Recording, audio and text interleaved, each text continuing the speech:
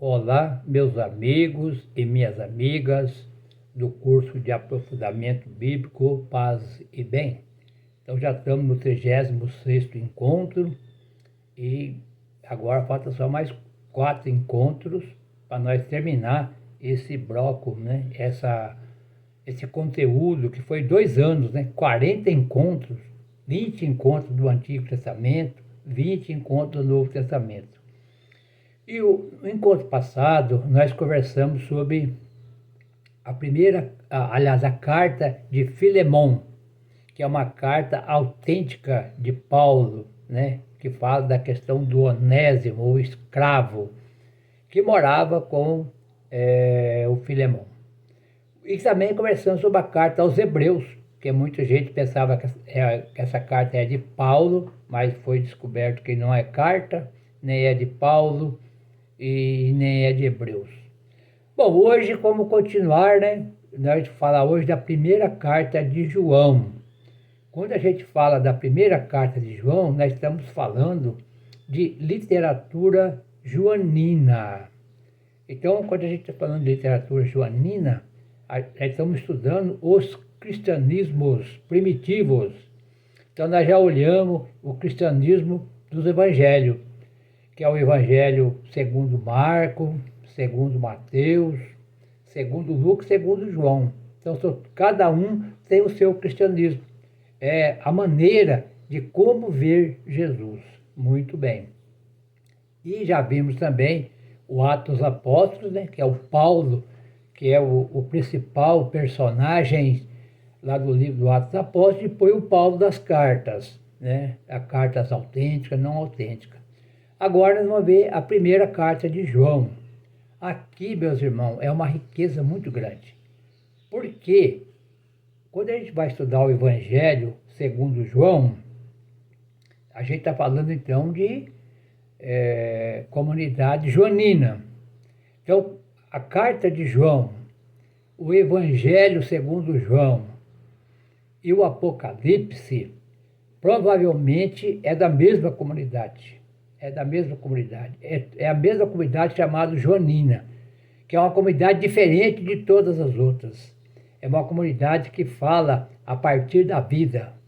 Os outros também falam, mas é que mais aprofunda essa questão sobre a questão da vida aqui na Terra e a vida depois da morte.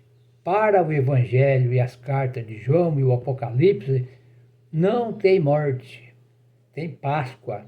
Nós passa daqui para outra vida. Muito bem.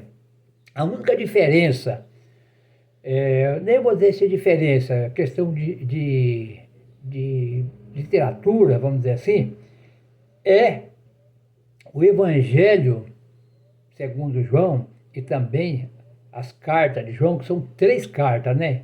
É 1, 2, 3, e o Evangelho segundo João. E o Apocalipse, que ele fala, eu, João, né? Ele dá nome aos bois. Eu, João, estou escrevendo para a comunidade de Éfeso, por exemplo. Estou escrevendo para a comunidade de Tiatira, e assim por diante. Ela escreve 7 cartas para 7 igrejas, né? Lá, provavelmente é a mesma comunidade, só que estão em tempos diferentes e a geografia é diferente. Como falo em geografia, para nós atender, vamos supor, um grupo está lá na Bahia, outro grupo está no estado de São Paulo. Mas é o mesmo grupo. É que nem nós no estudo bíblico, né? O centro do estudo bíblico. Nós tem gente no Brasil inteiro. Mas você vai lá na Bahia, é uma cultura. Você vai no Rio Grande do Sul, é outra cultura, outra maneira de escrever, outra maneira de falar. Mas a maneira de ver Jesus é a mesma coisa. Então a literatura tem 2 blocos. O Evangelho, o A, vamos colocar assim como A primeira parte, Evangelho e Cartas. E a outra, que a gente chama de B, é o livro do Apocalipse, que pertence a uma outra religião e trata-se de grupos diferentes na forma de pensar e elaborar o segmento de Jesus. Aí, partindo desse princípio, podemos compreender a primeira carta de João e o Evangelho segundo João somente se tivermos claros o princípio do Evangelho segundo João. Além disso, surgem 2 questões, né? Por exemplo, lá nessa literatura paulina, o autor, o estilo, vamos dizer assim, né, da comunidade, da origem dela, né? Então, toda a nomeação relativa à autoria, tanto no Antigo Testamento como no Novo Testamento, é uma atribuição. Você escreve o texto e atribui a outra pessoa. Por que isso aí? Vamos explicar melhor. Quando o texto surge, não tem nome de autor, né? Porque, porque quem sabe escrever nas comunidades cristãs, lá no primeiro século da nossa era, né? Que agora estamos no século XXI, são compostos sobretudo por pobres.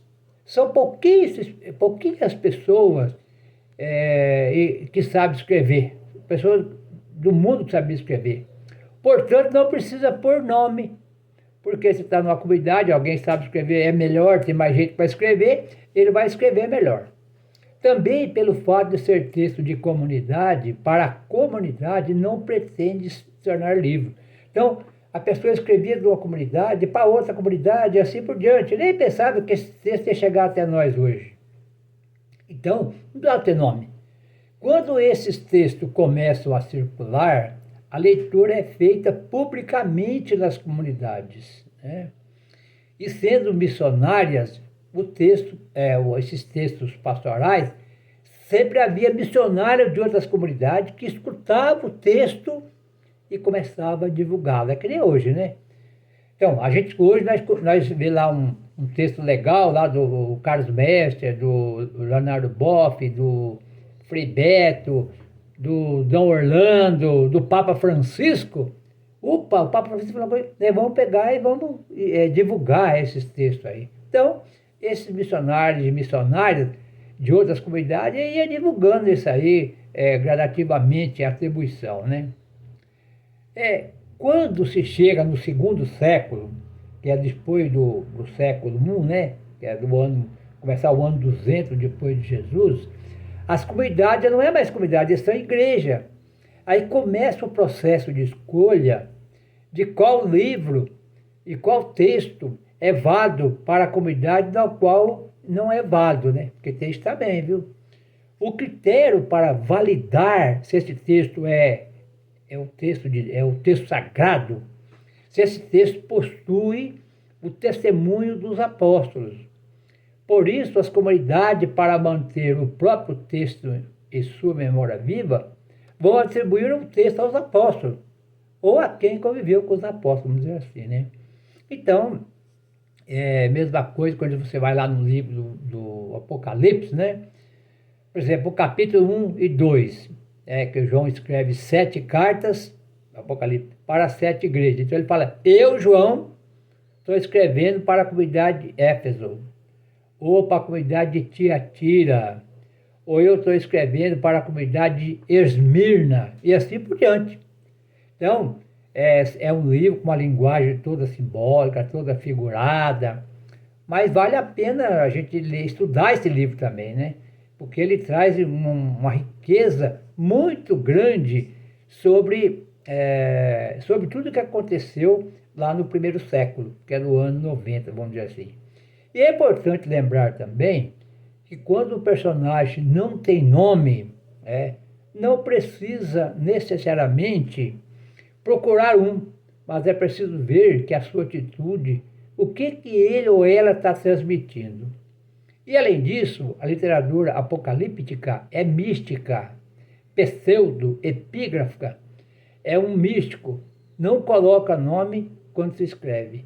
Então essa palavra pseudo aí, né, epígrafica, é uma maneira que a gente usa na literatura para dizer quem que é aquela pessoa que está lá escrevendo aquelas cartas. Mas, muito bem, para nós entender um pouquinho melhor, vamos dizer assim, ó, o Evangelho, segundo João, ele pode ser datado entre o ano 90 e 100 da nossa era. Quer dizer, primeiro século, vamos dizer assim, né? Assim como o livro do Apocalipse também, está tudo na mesma época. As cartas se referem talvez um pouquinho mais para frente, né? a gente que fala assim do Evangelho segundo João, e a gente fala também do Apocalipse, é o ano 90, 100. Já a carta de João provavelmente já é do ano 100 até o ano 135 na nossa era, tá? A gente chama agora da nossa era, que é a era cristã, que é depois de Cristo. Nesse tempo, os apóstolos já morreram, não tinha mais apóstolos. Os apóstolos que conviveram com Jesus, não tem mais eles. Mas nós só temos a memória escrita por ele, nesse tempo. Portanto, são textos escritos por discípulos dos apóstolos. O discípulo lá de Pedro, os discípulos de Paulo, os discípulos de Tiago, vamos dizer assim. Durante o período dos apóstolos, ainda não tem igreja, mas somente um movimento, e não tem necessidade de estrutura, etc. Mas depois que tudo aconteceu, o templo foi destruído, Jerusalém foi destruído, então começou a ter uma referência. E agora nós precisamos escrever alguma coisa. Então é por isso que vai falar a primeira carta de João. Eu vou ler já um pedacinho para vocês verem, que é interessante. Outra coisa importante, crianças, vocês prestem bastante atenção, lê esses textos também, tá? Marca aí, anota, aí vocês estão acompanhando pelo YouTube, marca aí também. Outra coisa importante também, aí nesse meio tempo aí, é que lá no Evangelho segundo João, no capítulo 3, eu vou até achar aqui para vocês, viu? Capítulo 3, versículo 16, tá? Acompanhe comigo aí, o João 3,16, tá? Vamos achar aqui, eu já estou achando ele aqui para vocês acompanhar comigo aí. Olha o que vai falar lá em João 3,16, tá? João 3,16. Lá vai dizer assim, acompanha comigo. Pois Deus amou tanto o mundo que deu seu Filho único, para que não morra quem nele acredita, mas tenha vida. Então Jesus enviou seu Filho único ao mundo, não para condenar o mundo, mas para salvar o mundo. Aí eu pergunto para vocês, ele salvou o mundo? Olha o versículo 17, do mesmo capítulo aqui, Aí vai dizer assim, lá, para que tenha vida eterna, porque Deus não enviou seu Filho ao mundo para condenar o mundo, mas para que o mundo seja salvo por ele. Versículo 18. Quem acredita nele não é julgado. Quem não acredita já está julgado, porque não acreditou no nome do Filho único de Deus. Então, Jesus não salvou o mundo. Por que ele não salvou o mundo? Ele tem poder? Tem, mas ele não veio aqui colocar uma camisa de força em cada um de nós. Vocês vão salvar o mundo, vocês vão pregar o reino. Não, é uma proposta. O reino de Deus é uma proposta. Ele não conseguiu salvar o mundo. Por quê? Versículo 18. Porque o mundo não aceitou. O mundo não aceitou a sua proposta. Agora, a primeira carta de João vai responder para nós, a primeira carta de João vai responder para nós que ele não salvou o mundo, mas ele salvou aqueles e aquelas que são do mundo. Aqueles que são do mundo, mas acreditou nele, então vai ser salvos. E aqueles que não acreditaram, não vai ser salvo. Infelizmente, né? Infelizmente, a pessoa não acredita. Como é que vai ser salvo? Não, obrigado. Porque o que Jesus vem ensinar para nós?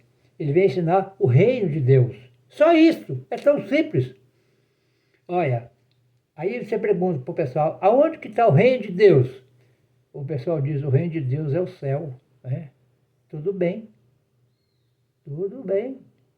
Começa lá também. Aliás, vai terminar lá também. Mas lá não é o reino de Deus. É também. Mas Jesus não ensinou assim. Acompanhe comigo. na oração do Pai Nosso. Pai Nosso que estais no céu, santificado seja o vosso nome. Venha a nós o vosso reino. Seja feita a vossa vontade, assim na terra, também no céu. Então, o reino de Deus está aqui. Venha a nós o vosso reino. E vamos santificar. E o reino começa aqui, assim na terra, e como no céu, e também no céu. Então, quer dizer, o reino está aqui e termina lá. Mas se nós não fizer aqui, nós não chega lá. Outra coisa importante, pessoal, que a primeira carta de João é a carta do amor. Se você ler lá o capítulo 4, né? O capítulo 4, vamos ver só um pedacinho lá, sabe? O capítulo 4, vou até citar já para você, que não vai dar tempo de ler. Primeira carta de João, capítulo 4. Capítulo 4, versículo 7. De 7 até o 21. Só do 7, ó. Primeira carta de João, capítulo 4, versículo 7 até o 21. Vai aparecer 11 vezes a palavra amor. Quando se fala muito nessa palavra amor, é porque o amor não existe. Porque o texto fica batendo martelo que tem que ter amor. E não tem amor. Aí eu pergunto para vocês, existe amor hoje? Existe. Mas muito pouco. Muito mais é pregado a violência, até mesmo pelas igrejas. Ensina muito mais a violência do que o amor. E aqui, Jesus fala lá no Evangelho, aqueles que não o aceitaram são os violentos. Aqueles que não aceitaram são os ladrões. Aqueles que não aceitaram, aqueles que estão enganando você aí do outro lado da tela, enganando eu também aqui, falando de Deus, falando bonito, mas ele quer o seu dinheiro, ele quer o seu voto. Mas como é que eu vou saber, Afonso? Eu vou ler já. Vou ler já, que está aqui na carta de João. Como que você sabe? Vou ler já. Capítulo 4, versículo de 1 a 4. Vai dizer assim, acompanha comigo. Amados, capítulo 4, versículo de 1 a 4. Amados, não acredite em todos que diz ter o Espírito. Ao contrário, examine os Espíritos para ver se vem de Deus, porque muitos falsos profetas têm saído pelo mundo afora. Versículo 1 do capítulo 4. Não acredite em todo mundo, não. Não acredite. Olha lá. Pelo contrário, examine os espíritos. Como é que vai examinar o espírito? A resposta está aqui. A resposta está aqui. Quer ver só? Versículo 2.